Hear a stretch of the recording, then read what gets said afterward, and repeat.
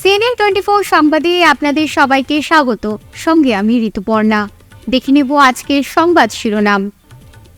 রাত পোহালে মহালয়া, হাতে আর 7 দিন। মা দুর্গা সপরিবারে আসছেন বাপের বাড়ি, শুরু প্রহর গোনা। ভারী বর্ষণে নিউ শিলচরের বিভিন্ন জায়গায় জলমগ্ন। দক্ষিণ অম্বিকাপুর শ্মশান রোড পূজা কমিটির বিরুদ্ধে অভিযোগ ভিত্তিহীন, খণ্ডন করল কমিটির কর্মকর্তারা। আগামীতে আন্দোলন গড়ে তোলার হুঁশিয়ারি। বিভিন্ন কর্মসূচির মধ্য দিয়ে এআইডিএসওর ৫ম জেলা ছাত্র সম্মেলন অনুষ্ঠিত। শিলচরে সরকারের নির্দেশকে বুড়ো আঙুল দেখিয়ে পরিচালিত হচ্ছে বিভিন্ন বেসরকারি হাসপাতাল। এবার সংবাদ বিস্তারিত। কাউন্টডাউন শুরু, রাত পোহালেই মহালয়া, বাকি আর মাত্র 7 দিন, তারপরেই মা আসছেন। এখন থেকেই শুরু দিন গোনা। মায়ের মর্তে আগমনের দিন গুনতেই শুরু করেছে বরামবাসী। ভোর হলেই শোনা যাবে আশ্বিনের শারদ প্রাতে বেজে উঠেছে আলোকমঞ্জরি। বরাক উপত্যকায় শুরু হয়ে গেছে সাবেকি বনাম থিমের লড়াই। ইতিমধ্যেই কুমোরটুলিতে জোর কদমে শুরু হয়ে গিয়েছে প্রতিমা তৈরি। এই বছর মহাষষ্ঠী পড়েছে 9 অক্টোবর বুধবার, মহাসপ্তমী পড়েছে 10ই অক্টোবর বৃহস্পতিবার, মহাষ্টমী পড়েছে 11ই অক্টোবর শুক্রবার, মহানবমী ও দশমী পড়েছে 12ই অক্টোবর শনিবার। উল্লেখ্য, বেণীমাধব শীলের ফুলপঞ্জিকা অনুযায়ী এই বছর মহানবমী এবং দশমী পড়েছে একই দিনে। আর এবার দেবীর আগমন দোলায়, ফল মড়ক, দেবীর গমন ঘটকে, এর ফল ছত্রভঙ্গ। প্রতি বছর বাঙালি থেকে অবাঙালি সকলেই এই 4টে দিন অপেক্ষা করে থাকেন। সোমবার রাত্রে ভারী বর্ষণের কারণে নিউ শিলচর এলাকার অধীনে থাকা national highway road, link road, Sonai রোডের একাংশ রাস্তায় এক পশলা বৃষ্টির কারণে পুনরায় জমা জলে আবদ্ধ জনজীবন। অন্যদিকে শিলচর পৌরসভার সাফাই কর্মীরা বিভিন্ন জায়গায় জমাকৃত আবর্জনা পরিষ্কারের কাজ করে যাচ্ছে। তবুও ভুক্তভোগী জনগণেরা এই জমা জলের কারণ ব্যক্ত করেছেন। বিগত দিনে পরিকল্পনাবিহীনভাবে ড্রেন কাম ফুটপাত বানানোর কারণে এই জমা জলে ভুক্ত হচ্ছে জনগণকে।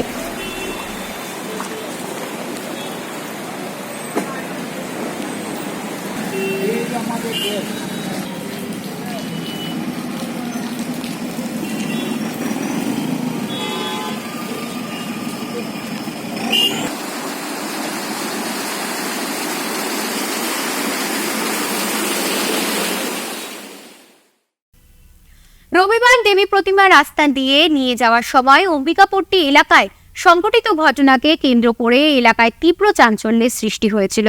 অভিযোগ ও পাল্টা অভিযোগ এনে উভয় পক্ষ আইনের দ্বারস্থ হন। এদিকে মঙ্গলবার দক্ষিণ অম্বিকাপুর শ্মশান রোড পূজা কমিটির কর্মকর্তারা পূজা মণ্ডপে আয়োজিত এক সাংবাদিক সম্মেলনের মাধ্যমে ঘটনার তীব্র নিন্দা ও ধিক্কার জানিয়ে কমিটির বিরুদ্ধে তুলে ধরা অভিযোগ সম্পূর্ণ মিথ্যা ও ভিত্তিহীন বলে খণ্ডন করেছেন। সাংবাদিক সম্মেলনে বক্তব্য রাখতে গিয়ে কমিটির কর্মকর্তারা জানান, রবিবার ব্যবসায়িক প্রতিষ্ঠানের পাশে থাকা অবৈধ পার্কিং নিয়ে ঘটনার সূত্রপাত হয়েছে। এটা সর্বোপরি মিথ্যা অভিযোগ, এটার মধ্যে কোনো সত্যতা নাই। আপনারা এই যে প্রেস, আপনারা কইন যে আমরা যখন মূর্তি আনার যখন কেউ যায় তখন মূর্তি আনতে গিয়ে কেউ চান্দা খুঁজে নি, তোর কাছে চান্দা শুনছেন? আপনারা আমরা যখন মূর্তিটা আনবো তখন আমরা কেউ কাছে চান্দা খুঁজতে গিয়ে ঝগড়া করবো নি, তখন আমরা প্রায়োরিটি রাখবো মূর্তি আনতাম। তার মধ্যে দিন বৃষ্টি করতে আসে, ঠিক আছে, হে পার্কিং এ তার বাইক সরায়নি, হওয়ার পরে হের অবদ্ধ ভাষা যেটা আপনারা দেখাইলাম আমরা ক্লিপিং হে এবং তার দোকানের একজন ভদ্র মহিলা কিরকম অর্থ ভাষায় গালিগালাজ করছে। এই গালিগালাজ শুনলে পরে রক্ত মাংস থাকা মানুষ যে কোনো সেন্টিমেন্টে লাগবো এবং লাগছে। এবং আমরা কমিটির বাচ্চা ছেলেরা আছে, ইয়ং ছেলেরা আছে, তারাও ব্লাড গরম ডাক্কা ডেকি হয়েছে, এটা ফ্যাক্ট। তো তার দোকানের ভিতরে কেউ ঢুকছে না, তার দোকানের ভিতরে হেউলটা চেনে নিয়ে আইছে আমরা মারবার লেগা, গাড়ি লেমু, এই করে লেমু, সেই করে নানান রকম কথাবার্তা, অশ্লীল কথাবার্তা কইছে। হ্যাঁ, বাবার বাচ্চা নিয়ে পূজা বন্ধ করে সব কথা কইছে। তো ঠিক আছে, হে কইছে, হে থানাত এফআইআর করছে, আমরাও এফআইআর করছি। পুলিশ প্রশাসনের উপর আমরা ভরসা আছে, পুলিশ প্রশাসনে তার এনকোয়ারি করবো, করে তার স্টেপ নিব, এটা তো গেল আইনত ব্যাপার। বাট এর যে ব্যবসাটা টোটালি ইলিগেল, তার প্রমাণ হইলো আমরা যখন মিউনিসিপালিটিতে কালকে গেছি ট্রেড লাইসেন্স মানে তার এগেন্স্ট আমরা এই যে যানজট মুক্ত করার লেগা বা এইসব কমপ্লেন নিয়ে, তখন আমরা জানতে পারছি তার কোনো ট্রেড লাইসেন্সই নাই ভ্যালিড। এবং তার যে ট্রেড লাইসেন্স আমরা কালকে ঘটনার পরে কালকে গেছে ট্রেড লাইসেন্স লওয়ার লেগা।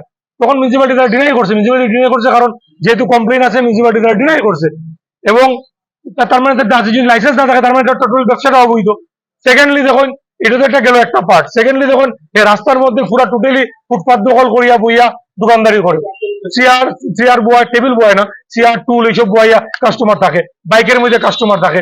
আমরা একটা গাড়ি নিয়ে বাইরে থেকে এখানে আধা ঘন্টা সময় লাগে, টুকটুকের জাম তো একটা আছেই শহর, সবে আপনারা জানেন। তারপরে তারটা হইলো কি দেখুন, বিষের উপরে কিদার উপরে বিষ পুরা করে যে একটা, ওইটা হইলো তারটা, এইদিকে বাইরে নিয়ে যায় না গাড়ি নিয়ে। ডেপুটি কমিশনারের মেমোরেন্ডাম দিছি, কপি আমরা দিই সুপারিনটেন্ডেন্ট পুলিশ, সদর থানার OC, fire service, labour, food and civil supply, সব জায়গায় দিছি আমরা, যে তার সব ইয়েগুলা হতাইয়া দেখার লিগে দেখিয়া তারা অ্যাপ্রোপ্রিয়েট অ্যাকশন লওয়ার লিগা, এবং যানজটটা যাতে ইমিডিয়েটলি তারা ক্লিয়ার করে। যদি তারা ক্লিয়ার না করতে পারে এর মধ্যে তিনি আমরা পূজার সময় আমরা এখন মানে পূজার করতাম না, এটা ঝামেলা করতাম। আমরা এখন পূজাটা প্রায়োরিটি, আমরা এখন কালকে থেকে আমরা পূজা নিয়েই সব কাজ করবো, পূজার পরে আমরা এটা নিয়ে আমরা ইয়ে করবো। এআইডিএসওর পঞ্চম জেলা ছাত্র সম্মেলন আজ শিলচরের গান্ধী ভবন প্রেক্ষাগৃহে অনুষ্ঠিত হয়। সম্মেলন উপলক্ষে দুপুর 12টায় ভারতের নবজাগরণ ও স্বাধীনতা আন্দোলনের মনীষীদের প্রতিকৃতি এবং শিক্ষার বেসরকারীকরণ, ব্যক্তিগতকরণ, সাম্প্রদায়িকরণ প্রতিরোধ সহ দেশের শিক্ষা ব্যবস্থাকে রক্ষার দাবিতে বিভিন্ন প্ল্যাকার্ড হাতে নিয়ে একটি সুসজ্জিত মিছিল central road, Nahata point, Janiganj court complex, Debdut point হয়ে পুনরায় গান্ধী ভবনে পৌঁছয়। সেখানে সংগঠনের পতাকা উত্তোলন করেন এআইডিএসওর রাজ্য সভাপতি প্রজ্জ্বল দেব। এরপর ছাত্র আন্দোলনের শহীদের স্মরণে নির্মিত শহীদ বেদিতে মাল্যদান করেন এআইডিএসওর কর্মকর্তারা। ইঞ্জিনিয়াররা হয়ে যাচ্ছে চোর, লুণ্ঠনকারী, ব্রিজ ভেঙে যাচ্ছে, রাস্তা ওখানে ভেঙে যাচ্ছে, ফলে ম্যান মেকিং ক্যারেক্টার বিল্ডিং, এইসব যে উপাদান দরকার ছিল শিক্ষার মধ্যে আমাদের শাসক শ্রেণী দিল না। তাহলে এই যে দেশের পরিস্থিতি, আমি বললাম এই জাতীয় শিক্ষানীতি যদি সম্পূর্ণভাবে বাস্তবায়িত হয় তাহলে সরকারি শিক্ষা ব্যবস্থা বলে কিচ্ছু থাকবে না, আর যেটুকু থাকবে প্রাইভেট পাবলিক পার্টনারশিপের নামে আমাদের মতো ঘরের ছেলেমেয়েদের জন্য থাকবে। বিস্তারিত আর আমি কোথায় যাচ্ছি না। তাহলে কেন এটা হলো? এই যে ক্ষুদিরাম প্রাণ দিলেন, ভগৎ সিং প্রাণ দিলেন, নেতাজি এত লড়াই লড়লেন, তাহলে কেন এরকম হলো? এই কথাটার উত্তর দিয়েছিলেন প্রখ্যাত মার্ক্সবাদী চিন্তানায়ক, যার চিন্তার ভিত্তিতে এআইডিএসও গড়ে উঠেছে। তিনি দেশ স্বাধীন হওয়ার পর খুব উদ্বিগ্ন হয়ে গেলেন। এই যে ফ্যাক্টরিগুলা, এই সমস্ত টাটা বিড়লা বড় বড় পুঁজিপতিরা দখল করে বসে আছে, তারা যেটা চাইবে তাদের চাওয়া মতোই সরকারগুলো পরিচালিত হবে, ফলে তারা সব সময় চাইবে জিনিসের দাম বাড়বে। শহরের বিভিন্ন এলাকায় গড়ে ওঠা বেসরকারি হাসপাতালগুলোর বিভিন্ন ইস্যু নিয়ে এবার সরব হলো কাছাড় জেলা যুব কংগ্রেস। জেলা শাসকের সঙ্গে বৈঠকে মিলিত হয়ে দীর্ঘক্ষণ আলোচনার পর একটি স্মারকলিপি তুলে দেন দলের সদস্যরা। যুব কংগ্রেসের বক্তব্য, ব্যক্তিগতভাবে পরিচালিত হচ্ছে শহরের বিভিন্ন নার্সিংহোম ও হাসপাতাল। শহর গড়ে ওঠা বেসরকারি হাসপাতালগুলো সরকারের নিয়মাবলীকে বৃথা আমল দেখিয়ে পরিচালনা করা হচ্ছে, ফলে মেডিকেল রোড এলাকায় প্রতিদিন রোগীসহ যাত্রীদের দুর্ভোগ পোহাতে হচ্ছে। এছাড়াও হাসপাতালগুলোর চারপাশে অবৈধ পার্কিংয়ে এলাকায় প্রতিদিন তীব্র যানজট সৃষ্টি হয়েছে। গোটা বিষয়টি জেলা শাসকের নজরে এনে অতি সত্বর বিহিত ব্যবস্থা গ্রহণের আবেদন জানিয়েছেন তারা। কিছু বেসরকারি নার্সিংহোম রয়েছে, সেগুলো নার্সিংহোম নিয়ে আমরা কিছুদিন থেকে আমরা তদন্ত করেছি। আমরা জয়েন্ট ডিরেক্টর অফিসে গিয়ে কিছুদিন আগে আমরা ওনাকে জিজ্ঞেস করলাম যে বেসরকারি নার্সিংহোম খুলতে গিয়ে আমাদের কি কি গাইডলাইন মানতে লাগবে। তারপর জয়েন্ট ডিরেক্টর অফিস থেকে আমাদেরকে একটা গাইডলাইন দিলেন। সেই গাইডলাইনে আমরা অনেক তদন্ত করে দেখেছি যে একটা নার্সিংহোম খুলতে গিয়ে 12-13 রকমের একটা গাইডলাইন রয়েছে। সেই গাইডলাইনগুলো অনেক হাসপাতাল আমার বিশ্বাস মানে ওগুলা নিয়ম ভঙ্গ করে সরকারের নিয়ম ভঙ্গ করবে, সরকারকে বুড়ঙ্গুল দেখিয়ে ওরা ব্যবসা চালিয়ে যাচ্ছে।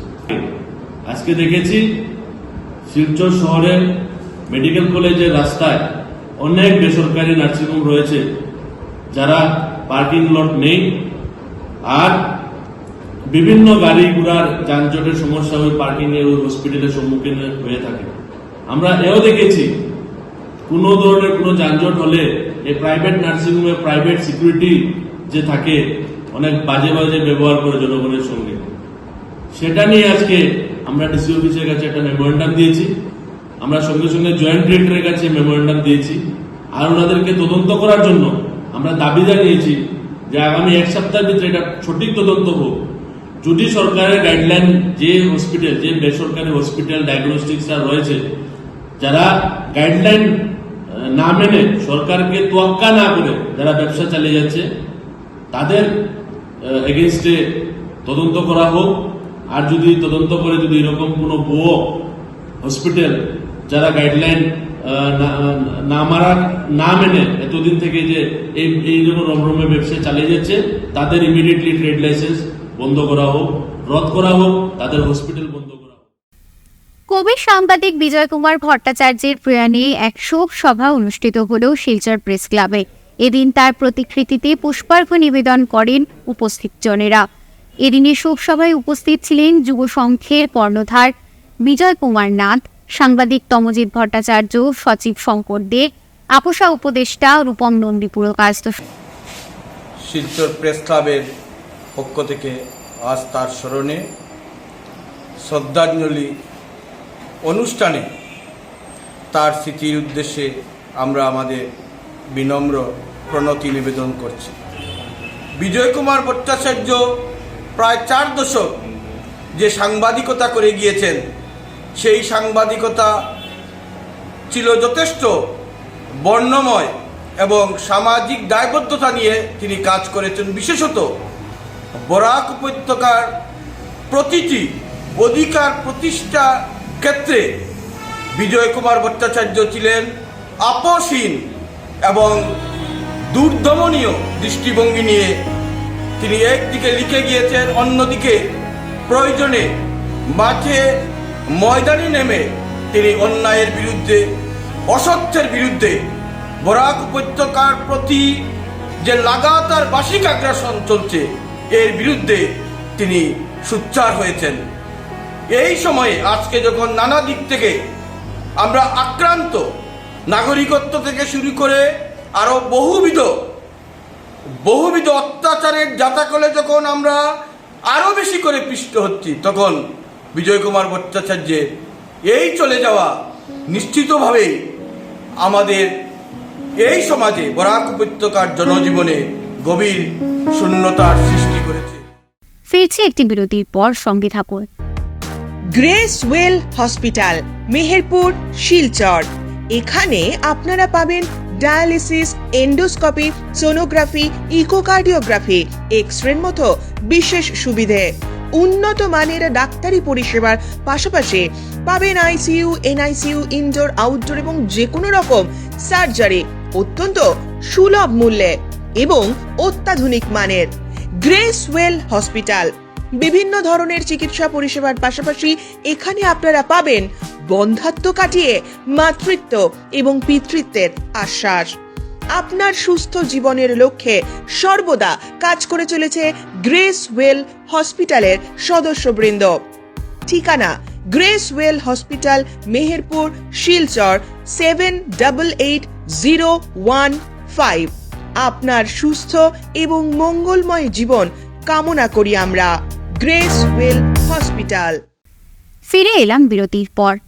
পুজোর প্রাক মুহূর্তে বিধ্বংসী অগ্নিকাণ্ড সংঘটিত কাছাড় জেলার পশ্চিম কাটিগড়ায়। ঘটনা সোমবার গভীর রাতের। পশ্চিম কাটিগড়ায় কুশিয়ারকুল বাজারে সংঘটিত ওই বিধ্বংসী অগ্নিকাণ্ডে পুড়ে ছাই হয়েছে 9টি ব্যবসায়িক প্রতিষ্ঠান। জানা গেছে এই অগ্নিকাণ্ডে ক্ষতির পরিমাণ আনুমানিক 80 লক্ষ টাকা হবে। দুর্গাপুজোর প্রাককালে ব্যবসায়িক প্রতিষ্ঠানটি আগুন লেগে ধ্বংস হয়ে যাওয়ায় মাথায় হাত উঠেছে ওইসব দোকানিদের।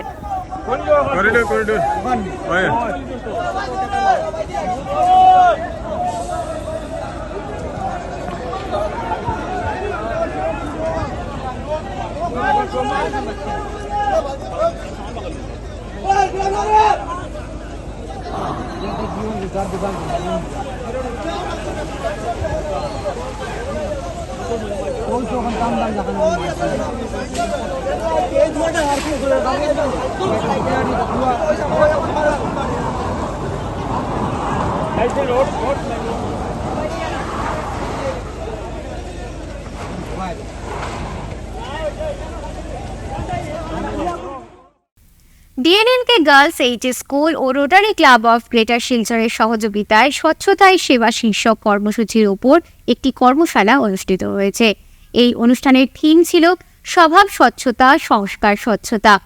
স্কুলের এনএসএস ইউনিট দ্বারা ছাত্রছাত্রীরা ইভেন্টে বজ্র পদার্থ থেকে তৈরি কারুশিল্পের উদ্ভাবনী হস্তনির্মিত প্রদর্শন করা হয়। এদিন অনুষ্ঠানে উপস্থিত ছিলেন দীননাথ নবকিশোর বালিকা বিদ্যালয়ের অধ্যক্ষ অভিজিৎ সাহা, বিচারক Rotarian Shibani Nath, Rotarian Debjyoti Ghosh, Rotarian Rajswi Bhattacharya, Rotarian Pulak Das সহ স্কুলের শিক্ষক ও কর্মচারীরা। কিভাবে জাজ করলেন, মানে ইটস গ্রেট। কারণ কি প্রত্যেকটা আমার কাছে এত সুন্দর লেগেছে।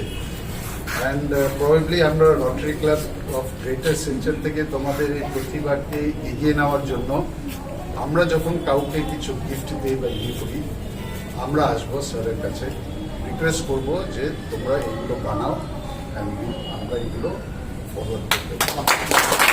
স্বচ্ছতাই সেবা আমরা জানি যে 2014 খ্রিস্টাব্দের 2 অক্টোবর তারিখে স্বচ্ছতা অভিযান শুরু হয়, আর তার বিভিন্ন থিমে প্রতি বছর সেটা পালন করা হচ্ছে। এবার হচ্ছে স্বচ্ছতাই সেবা, তার মধ্যে হচ্ছে স্বচ্ছতা স্বভাব, স্বচ্ছতা সংস্কার। তো আমাদের স্কুলের এনএসএসের ইউনিট বর্জ্য পদার্থ দিয়ে তারা নিজে হাতে অনেক ধরনের আইটেম তৈরি করেছে। তো সেই আইটেমে আজকে প্রদর্শনী ও প্রতিযোগিতা। আমাদের মধ্যে উপস্থিত আছেন বিচারক হিসাবে এই স্কুলের প্রাক্তনী শ্রীমতী শিবানী নাথ মহাশয়া, সঙ্গে আছেন আমাদের এলুমিনি অ্যাসোসিয়েশনের সভানেত্রী শ্রীমতী স্মৃতি পাল মহাশয়া। আর এই অনুষ্ঠানে আমরা যে 3টা প্রাইজ দেব, সেই প্রাইজটি স্পন্সর করেছেন rotary Club of greater Silchar.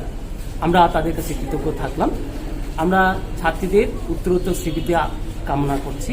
সাথে আমরা স্কুলকে আজকে প্লাস্টিক দ্রব্য বর্জিত ক্ষেত্র হিসাবে ঘোষণা করলাম, প্লাস্টিক ফ্রি জোন।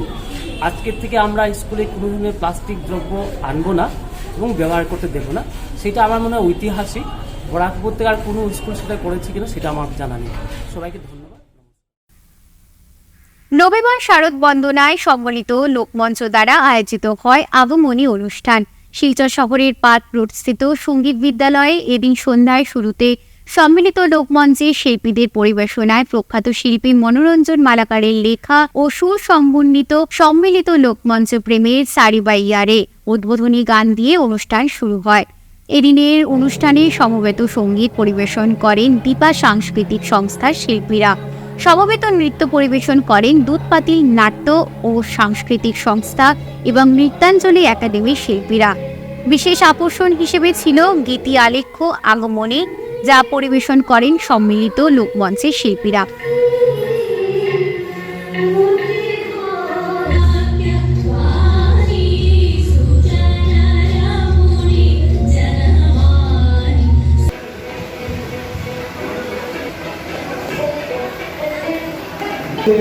মতো সেই মতো ছিল লোকসঙ্গীত নিয়ে চর্চা করা, প্রচার করা এবং তা প্রচার করা। আজকে দেখছেন এই অনুষ্ঠানটি আমাদের এক বিশেষ করে আমাদের সহজ আমার অনুষ্ঠিত কিছু 25 বছর আগে ওনার তৈরি করা এই অনুষ্ঠান আমাদের লোকগীতির মাধ্যমে আমরা যেভাবে পর্যাপ্ত প্রচারের কাজ চালিয়ে যাচ্ছিলাম, তাতে এটা কাজ করে আপনারা খুব খুশি হবেন। দক্ষতার ক্ষেত্রে নিজের ভালো কবি লেখক, আপনারা অনেকেই জানেন না, ভালো কবি এবং লেখক। কেন্দ্রীয় সুরক্ষা বাহিনী শিলচর গ্রুপ সেন্টার দয়াপুর সোমবার তাদের 21তম প্রতিষ্ঠা দিবস জমজমাট অনুষ্ঠানের মধ্য দিয়ে উদযাপন করল। সন্ধ্যায় শুরু হয় সাংস্কৃতিক অনুষ্ঠান। এতে ছিল বিভিন্ন ভাষা ও জাতিগোষ্ঠীর অনুষ্ঠান। অনুষ্ঠান চলাকালীন ডিআইজি হরপল সিং সংবাদ মাধ্যমকে জানান 2004 সালের 1 অক্টোবর এই সেন্টারের সূচনা হয়। সেই থেকে ওই দিনটি হর্ষ উল্লাসের সঙ্গে বিভিন্ন কর্মসূচির মধ্য দিয়ে উদযাপন করা হচ্ছে। बहुत पुराना है, इसकी स्थापना जो 2004 में हुई थी। आज ये 21 तारीख का शुरुआत शुरू हो गई है। तो आज के दिन हमारा प्रोग्राम रहता है कि हम परिवार जो कि सेपरेट फैमिलीज हैं प्लस हमारे जो ग्रुप सेंटर की फैमिलीज हैं उनके लिए हम सांस्कृतिक कार्यक्रम, बच्चे हैं उनके लिए मेला, उनकी स्पोर्ट्स एक्टिविटी का आयोजन करते हैं। साथ में भी इसी श्रृंखला में एक कंटिन्यूटी में हमारा कल भी प्रोग्राम रहेगा। कल ऑफिशियल हमारा जो दिनचर्या है वो शुरू होगी। हम अपने शहीदों को श्रद्धांजलि देते हैं। उसके बाद हमारा फिर ऑफिशियल जो है फंक्शन रहते हैं। शाम को हमारा पूरा कैंप है, पूरे जवानों का हमारा बड़ा खाना होता है।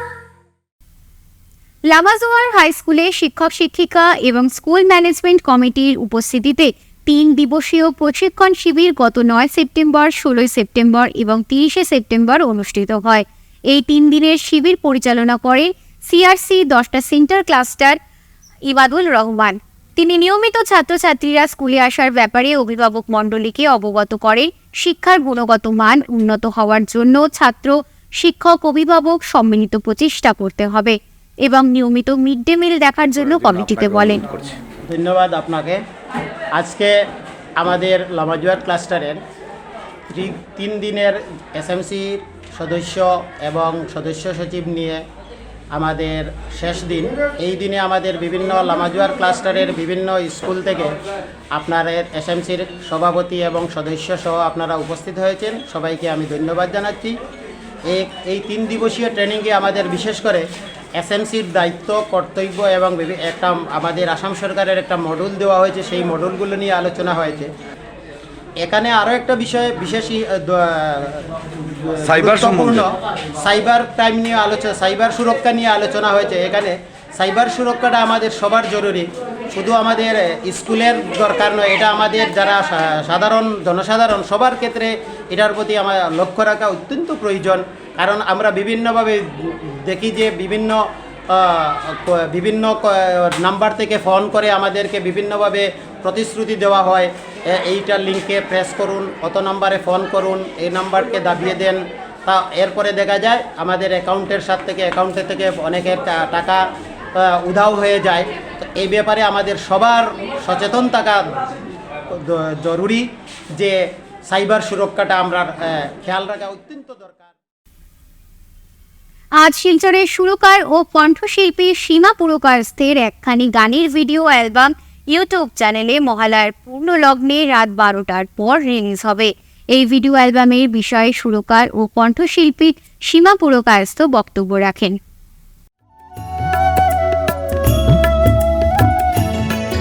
জাগো মা দুর্গা জাগো, তুমি জাগো মা দুর্গা জাগো। আমি সীমা পুরকায়স্থ।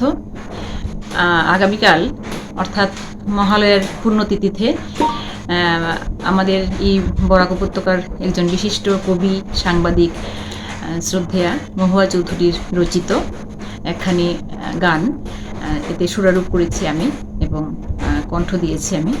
তো সেটি মুক্তি পাচ্ছে। তো আমি আমার একটি অনুরোধ আপনাদের কাছে যে আপনারা সেই মহালয়ার দিনে সবাই গানটি দেখবেন এবং শুনবেন। কটার সময় আপনারা লঞ্চ করছেন, কোথায় দেখতে পাবেন?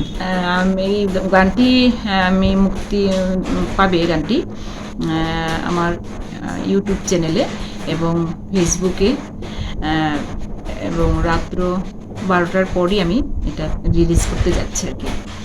তো আপনাদের কাছে এটাই সুনির্বন্ধ অনুরোধ।